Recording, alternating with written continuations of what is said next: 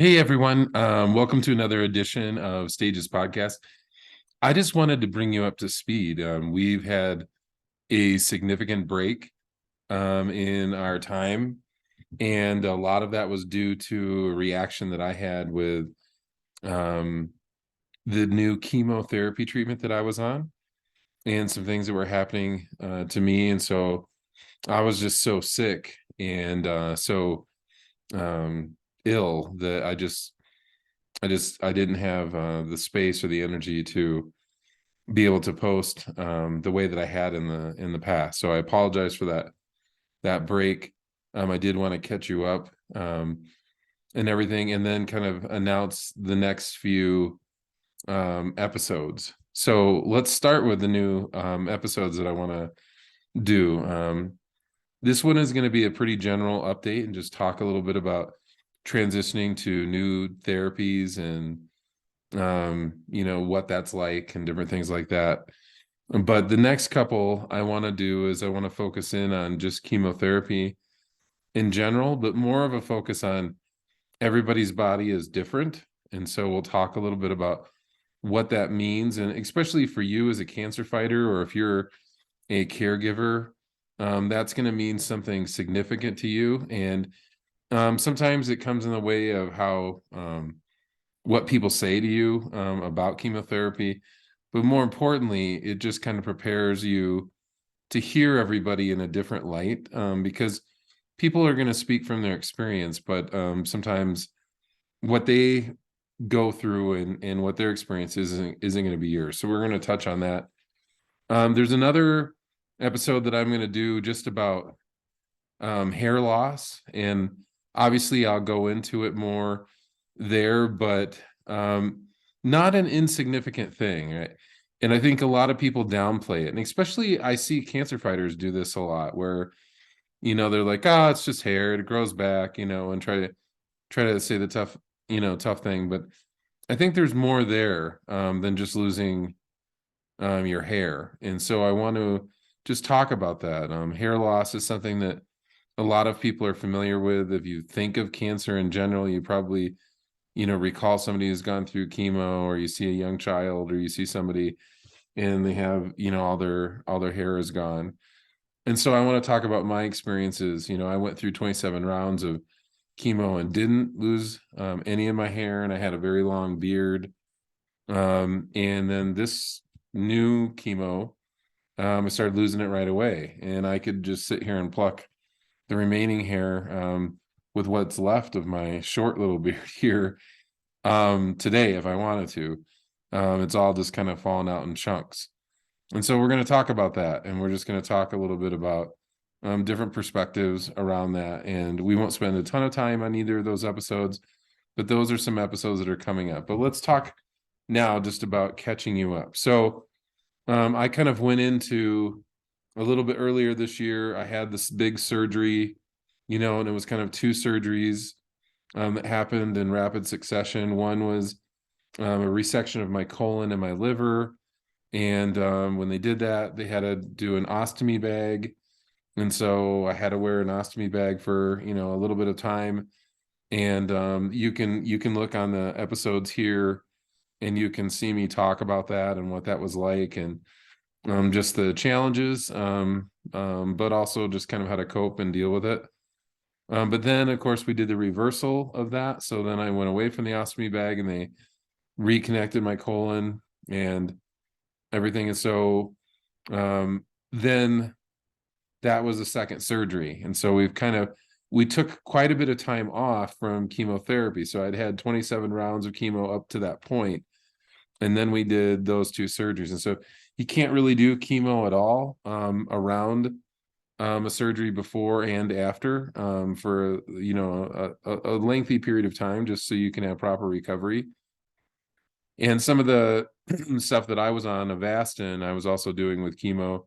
And Avastin has a tendency to thin your blood and not make you respond to, you don't clot up like you should to injury. And so you can have, you can just keep bleeding and bleeding. So you can't be on that. You have to get off of that and let that run its course before you can even have surgery. And so it's always a risk, right? Because when you have stage 4 cancer, and for those of you who are, this is your first time here at Stages, one of the things that you can do is go back, and I do a couple episodes on just what the stages are: stage 1, stage 2, stage 3, stage 4, and kind of explain that for people, because I think there's a lot of confusion that can be set up around those stages. But stage 4, really quick, is when you have cancer in a specific area. Let's say that you always want to find the site of origin. So for me, it's colorectal cancer. For some other person, it might be breast cancer. But that's just really talking about the type of cancer it is and where its organ of origin. And so that tells them how to fight it. It tells them what chemotherapies and treatments and whatnot medicines are effective in defeating that specific type of cancer, because there are certainly different types and they do respond differently to different drugs and treatment. So for me, mine was colorectal. But what stage 4 means is that while there were tumors in my colon, they'd also spread into my bloodstream, and then they landed in other organs. And for me, it was my liver. And then they metastasized and started growing tumors or lesions in my liver. And so at that point, it's no longer self-contained in the source organ, if you will. So for me, it wasn't self-contained in my colon. It had moved out from there, and it's in my bloodstream. And so stage 4 is challenging and one of the worst stages that you can have, because it means that there are just these microscopic cancer cells that are looking for a place to land and to grow. And of course, cancer is always trying to hook itself up to a blood source so that it can receive what it needs to grow. And so then it's going to metastasize. And so those microscopic cells can be in your bloodstream for quite some time, and they can continue to get dropped in there. And so they can kind of spread throughout your whole body. And so stage 4 is very dangerous. I have another side of mine, which is it has this HER2 marker. So think of capital H, capital E, capital R, and then the number 2, HER2. You'll see it spelled a little bit different. Some people spell it out and put HERTU or something like that. But basically what it is, it means that my cancer has a marker. On the good side, that means that we can target it. We can target that marker with treatments that target the HER2 marker.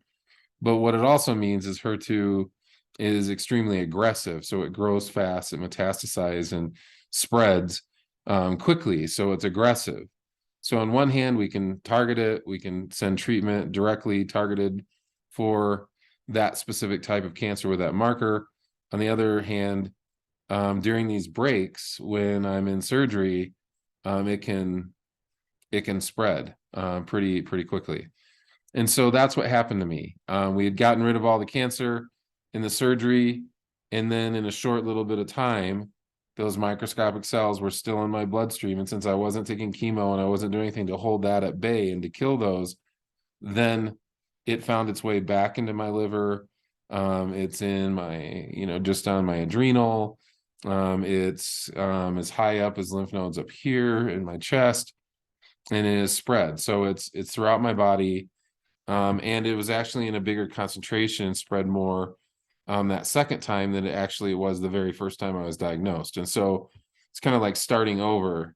So, you check one box and say, well, we got all the cancer out of the colon. We thought we got all the cancer out of the liver, but we didn't. So you it's a mixed bag, right? And cancer is like that to a big extent. You just really can find times where the cancer is going to be, you're going to get a win and you're going to get a loss. It's not always like clear victories in every circumstance, if that makes sense. So in one sense, hey, we did some damage to hold this cancer at bay, and we got rid of some things that were causing some problems. But because we did that, the result is that we didn't do chemo, and so now the cancer is spreading again. And so that's kind of how the fight can unfold. Doesn't mean it has to. Like I said, we'll talk more, and I think that's been a constant emphasis on this channel, which is everybody's body responds differently to treatments and to medicine and whatnot. And so some people they won't experience that same thing. Sometimes they'll have a clear, victory. We got all the cancer, nothing's there, and everything looks clear, and there's no evidence of disease. Some people get that. I didn't, but I do celebrate the people who do, because what a victory. And that's very rare. And so I celebrate people who have that experience and whatnot. So that's kind of what's been happening to me. I've been kind of in this pattern of surgery, then it came back, and then we really had to sit there when it came back and say, okay, what are we going to do? And so during that same period of time, I switched oncologists, not because of any problem, but because my oncologist, Dr. Savastava, who we just love, and who was the best oncologist on the whole face of the planet, and God put her in our lives, and she's just amazing. She went to go work for the FDA, I believe, and she still lives here in Colorado Springs, but she's no longer my oncologist. So I moved to Dr. Chang, who is my oncologist. And so he, of course, want to do things just a little bit differently, and that happens, and that isn't either good nor bad. That's just, looking at things. There's options, and he has some that he likes to do and that he's found success with. And so that's when we started talking about the HER2 marker, and if we could do some treatment that would target that marker. And so that's what we started. So we started Phesgo injections. And so it was just an injection. There was no chemo with it. And we did that. It initially looked like it had a big, severe, drastic effect on my cancer. And I didn't get sick with it. So it was actually pretty good. You go in for infusion where, if you were on chemo, you might be in there for 2, 3, 4 hours. With the Phesgo injection, I was in there, waited for a little bit of pre-meds, waited for the drug to get there from pharmacy. And then, basically it takes 5 minutes to inject. They hold you for 15 minutes just to make sure there aren't any adverse reactions. And then you're out. So it was very, so for my time in infusion, it actually was shortened. I wasn't getting sick and everything. And like I said, the initial rounds were successful in that my cancer marker number was going down. And so that was good. But fairly rapidly after that first injection, my cancer number started to go up, and it continued to go up and go up. And so then we kind of had to reassess and say, okay, what is it that we're going to do now? Are we going to add something to Phesgo, like maybe add chemo on top and see if that is something that's going to affect? And so we started to discuss that. That was decided upon. So I started one round with the chemo and Phesgo together, and it was administered through my chest port. This cancer treatment, however, unlike the others that I had lots of success with not getting too sick, this one just hit me like a ton of lead. And like I said, everybody's body is a little bit different. I know tons of people that did the Phesgo chemo thing, and that no problem whatsoever. They cruise, they love it. It was easy for them. For me, massive nausea, throwing up several times a day, really, really got sick, started losing my hair, and in big clumps, had to shave my head because it was just coming out too much, and it was just getting in my eyes and all over my clothes. And yeah, I look like a big Newfoundland dog or something shedding hair. So yeah, my body did not like that at all. But sometimes those are the costs that you have to pay if it's effective against cancer. However, during that time, Dr. Chang had also said that he wanted to consider if we should do this liver pump treatment, which is a brand new treatment. And they're kind of, I don't know if they're quite in a testing phase or they're going, but you have to jump through a few hoops to get into the program. And then, of course, it's not here in Colorado Springs, it's up in Denver. So I have to have Shara and I have to go up to Denver to start it. So we start that process. We get up there on shoots, Cancer Center up in Aurora, Colorado, in the kind of Denver suburbs. And so we're up there. We meet with the team. We meet with the surgeon that would perform the surgery and install the pump in my liver. And the goal is that I think we felt like a lot of the cancer spreading throughout my body was actually jumping from my liver to other places. And even though we felt like we had gotten everything in the liver during the first surgery, all it takes is just a little tiny microscopic cell to still be alive in there, and then it can metastasize and grow. So I don't think the new lesions, what we're calling new lesions in my liver, are actually new. Neither does my oncologist, and neither did the surgeon up at Anschutz. We really felt like it was just a regrowth of some things that we just didn't get because we couldn't see. It was too small to see them during that surgery. And so the goal with the pump is that if we can say that, okay, there seems to be an isolation of cancer that's within the liver, then if we can put chemo directly into the liver, we could actually kill all of that and then maybe stop the progression of it going through the rest of my body. And so there's that's the process that we're after. Now there's some things that they have to look at. I don't want to get too complicated here and say things that you guys don't really know. That the long story short is they have to test some lymph nodes that are just outside my liver. And if those come back cancer free, then they're going to go ahead and move forward with the pump. If those have cancer, then for whatever reason, I think that means that the pump would be ineffective. And so they would forego, putting the pump in my liver, and they would just go in and resection my liver and get the cancer that they can see. And we would just keep moving forward with Phesgo and chemo and see what kind of effect that has. If we do install the pump, then I'll be going up every other week to Denver to have the pump chemo for a session. At the same time, I'll be getting another chemotherapy and Phesgo through my chest port. So that is what I hope happens, but that is going to be one of the biggest challenges of treatment of my life. In the last several weeks, the way my body has just gotten riddled with this treatment, it just makes things extremely hard. And so I just want to be honest with, if you're a cancer fighter and you're you're a caregiver and you're helping somebody go through this process, just know everybody's body is different. But when your body doesn't respond well to chemotherapy and the other treatments that they're putting through, infusion, maybe through a chest port, those can be some of the biggest down points of this journey that you can have. And what I mean is, it's just nobody can enter that space of suffering and daily being sick over and over, wash, rinse, repeat, over and over again. Nobody can enter that space with you.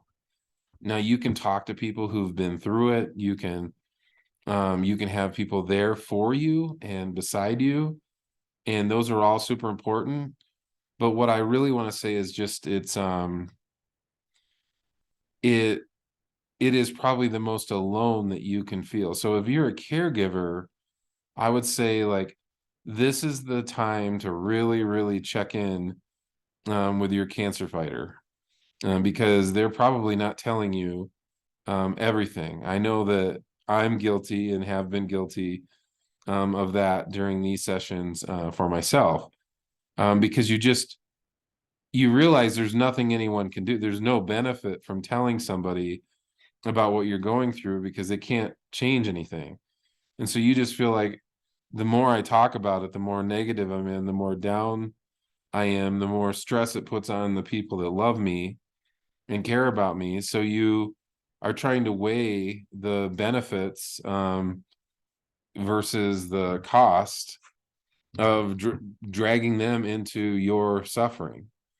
And that's a really hard decision. And I think that's stuff that you've got to talk with your loved one about. And, and also just realize there are just times where you just don't want to talk anymore about it. It's just miserable.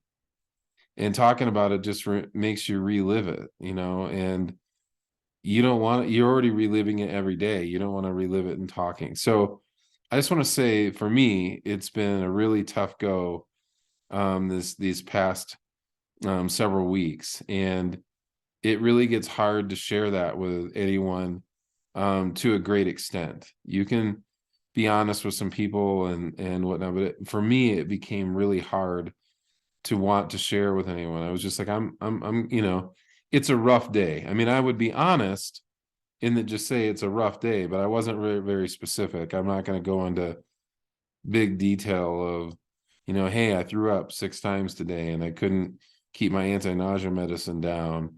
And then I started getting dehydrated and that gave me a migraine. And you just don't want to start going down that road because it's miserable. And you just describing it to somebody, you feel like you're putting them through misery. And so just know that. And there's no right or wrong to that. I don't want to say like somebody who wants to just say like I did, in general, it's a rough day or it's a rough patch. I don't think that's wrong. I think it may be wise to do that at times, limit how much you share. I think the only time that becomes an issue is if you're sacrificing your health because you just want to just bear this burden all by yourself and you're not being honest with anyone, including your doctors or your health care professionals, about what you're going through. I mean, there are some things that they can do and they can change some parts of your treatment and do some things a little differently that could help you. But the only way that people can help you in the healthcare world is if you're being upfront with them about what you're experiencing. And so, but I'll say that's even a trick, right? There are just some things that happen with treatment that sometimes are best left unsaid. And I know that if you're a healthcare professional and you're listening to this, you're probably like, but I mean, it's true. You just learn things that if you get asked a question, you'll bring something up and that'll rabbit trail a series of questions down the road that could delay your treatment, that could say, well, I don't know if you're ready for surgery and all these things. And your body. And so, I think you have to evaluate and, is it big enough? Is it a problem enough to really bring up? Or is that just going to sidetrack them to test you for 25 other things that you don't have? And so that's a tough one. And I'm not going to advise you on that. I don't want to give you any advice. Like, you're going to have to kind of figure out how to work with your healthcare providers and do that. And just an example of that is a lot of times because of the pandemic and other things, you'll find breathing is sometimes an issue. Your body's immunity is getting broken down by your drugs. And so you'll just get these common colds or a little bit of a sinus infection or something like that. And you know what it is, right? You're not hacking and dying. You don't have COVID. You're not, getting crushed or anything. It's just an annoyance. But if you bring it up, then, oh, well, have you been, oh, well, then you have to get a blood test and then you have to get this and then, and I did that once and I was denied chemotherapy for an entire week. So here's this drug that I need to keep my cancer at bay. And I missed a week because I just happened to say like, yeah, I have this sniffle thing going on. Oh, well, you need to really get checked and see if you have, COVID. So it's hard. I don't have the right answer. I might have dispensed terrible advice to you. And that's why I'm not giving you medical advice. I'm not saying do what I did. I just have grown to a place where at times you just have to know your body and you have to know what you're doing. I don't ever put anybody at risk. If I felt like I've had COVID twice, and I was tested, positive twice. So I know what it's like. I know what it feels like. I know those symptoms. And so I'm not, I'm never going to put somebody at risk. If I had COVID and I was convinced I had it, then I'd go through and let them know and I would get tested. So that's not the case. It's just when you have these little tiny things that are they're kind of like a side effect of a side effect of a side effect, of, kind of what your treatment you're on. You just got to get good at reading your body. But yeah, it's tough, to share. You feel like you're sharing with everyone. Everybody wants to know what are you going through, and what is treatment doing, and what are the symptoms, and sometimes that just it's mind numbing. And so I just want you to know, right away, if you're a cancer fighter, advocate for yourself, and if you're a caregiver, advocate for your cancer fighter. Just say, listen, it's probably going to be rough for the next few weeks, and just chalk that away. If you want to know how I'm feeling, it my answer is probably going to be about the same. And just kind of put a barrier, or you don't want to be too hard with a wall, but you can put some space between you and that question, and just say, listen, I get asked that a lot, and it's a really hard question to answer a lot of times. And I just would prefer just to know, like, it's a rough go, and it's not all you know moonbeams and rainbows, and just kind of leave it at that. But that's something that, as a caregiver, you can really advocate behind the scenes and just say, hey, just be careful not to inundate him or her with all these questions about how they're feeling or the symptoms that they have. It's just really hard right now, right? And that's all it takes, and most people will respect that and understand that. But I just want to encourage you to do that, because it'll give you a lot more peace, as you go through this, because when you're in the thick of it and going through it, um, being given 90 questions about what you're going through, is you're already going to get that from your oncology team. So you don't want it anywhere else in your life, right? Let the people who can do something about it know about it, and then move on. So just keep that in your mind. I just want you to understand that, that can be a challenge, but you can overcome it by advocating for it. What can be really discouraging is if you don't, because people are people, and they love you, and they're concerned about you, so they're going to ask. So it's not wrong, and it shouldn't be annoying to you. It's just hard to always answer those questions, right? And so, that's where I would say, like with me on Pete's Posse, I try to update people, not all the time, not every day or anything like that, but I try to keep people up to speed, because then you can kind of hold off all the questions if you're being open and talking to people. So control when and where you talk about how you're doing, but make sure that the people closest to you that really care about you, and have gone on this journey with you, know, and then they don't have to ask and pester you. And also keep some close friends by, who just aren't going to put up with your BS. They're going to talk to you, and they're going to help you understand, like, hey, I know everyone else you don't want to say something to, but I need to know, how are you really doing? Are you okay? Especially with the areas of like mental health, depression, different things like that. It's good to have people who are just going to be forceful and say, hey, listen, I need you to tell me how you're doing, and be honest with me. So it's good to have some people, and maybe those are the people that can help dispense some of that information to other people, so that you don't have to, and they can take that burden off of your shoulders. All right, so that's where I've been. That's kind of what's going on. I'm just going to close this last minute here with just, it while difficult, it helped me appreciate just how hard people have to fight during chemo when it doesn't go well. And so I hadn't experienced that to this date. And so that's something I just started experiencing. And is a good reminder of how hard that fight is and how difficult that is. And so um, just get, prepared in your mind as best you can to kind of steal your mind, um, and really make that as strengthened as possible as you go into new treatments. And just realize every treatment is kind of it's a 50-50 chance. It could go well, it could go not so well, could be in between. But it's always going to be different. At least that has been my road, is that each treatment just brings a little bit of a different challenge and side effects, and some I can endure a lot easier than others. And this one has really had my number, and it's been rough. So I'm not gonna lie. It's been really, really tough.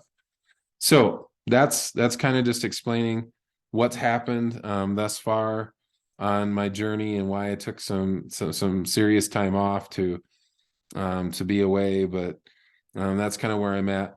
And then I look forward to doing a couple really short sessions of episodes where I just one, I'm going to cover chemotherapy in general and just kind of talk about the good and sometimes the not so good. And then I want to spend just another episode just talking about hair loss, because and it's bigger than hair loss. I don't want to like, oh, I don't need to hear about hair loss. I mean, it's pretty straightforward. No, it's bigger than hair loss. My talk is going to be bigger than that, but it stems around just, I think, something that we've kind of just we have a tendency to generalize everything. And so you think, oh, chemotherapy, a lot of people lose their hair. Oh, cancer, a lot of people lose their hair. And we kind of, in some ways, that can make light of things. In some ways that can create some, just, we try to talk tough. So I know that sometimes when I talk to cancer folks, they're like, oh, hair loss, it doesn't matter, it's just hair, it's just losing hair. But it's bigger than just losing hair. And it can be really hard for people. And sometimes when we make light of things, or we talk tough as cancer fighters, and we say, oh, it's just, you're just losing hair, it's just hair, it'll grow back. Then we steal the voice away from people who were more traumatically affected by the loss of their hair. And just let that sink in. When you're a cancer fighter and everybody's different, losing your hair could be a really, really big deal. And maybe maybe you're a woman, you had this long flowing hair, and it was just one of the things that you were the most proud of, you invested in, and all of a sudden you lose it. And then when it comes back, it's all curly and it's thin, and it wasn't like it was, and you can't ever get it back. And you feel like it affects the way that you look, it affects your confidence, it affects you already don't feel attractive when you're going through chemo and you're going through a bunch of things. But imagine, now your hair, the one thing that you really loved, you've lost it. But then now that it's coming back and it doesn't look good. And that can be very traumatic for people, especially some people. And so when we approach it and just go, oh, or I have a lot of friends who are bald, and so I'm not going to name names because I don't want to make anybody upset.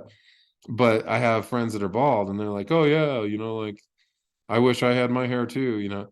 And that's fine. I mean, nobody's trying to be hurtful, but just know, when we make light of things, then it steals the voice away from someone to whom that was very traumatic. And so I just want to sit that with you. Just be careful what you say. Was it really necessary to make light of hair loss? Maybe to you it wasn't a big deal to lose your hair. Maybe you're fine, or you've grown to accept that you're bald. Okay. But for some people, it can be really hard, and they need to have that voice where they can say, I am devastated. This is really killing me inside. I feel ugly. I don't feel attractive. All of these things that they need to be able to express, and they need to find us caring for them. And sometimes we can steal it away, their voice away, because we give them the impression that they just need to feel the same way we do. Oh, it's just hair, it'll grow back. Yep, I've lost my hair, no big deal. And you just steal that heart and that voice from a cancer fighter who was a very big deal for. All right. So I want to talk about that, because it's bigger than hair. We can do that in a lot of circumstances. It doesn't always just have to deal with cancer. So I want to talk a lot about that too, or I guess a little bit about that. All right. So, hey, I love you guys. Sorry for the long episode, but I've been gone for a while and I felt like I needed to explain kind of what's been going on. So I'll talk to you soon and look forward to those next 2 episodes. All right. See you.